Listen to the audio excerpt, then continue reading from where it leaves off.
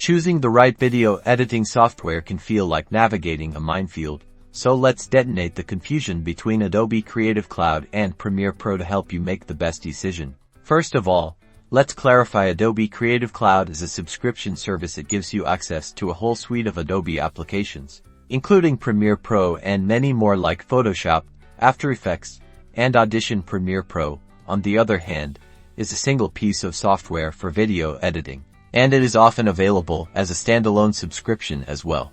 Step 1. Assess your needs. Are you just a video editor, or do you work with a variety of media?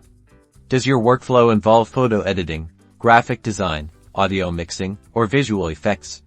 If you create anything beyond video, Creative Cloud is often the more cost-effective choice, giving you access to everything you might need down the line.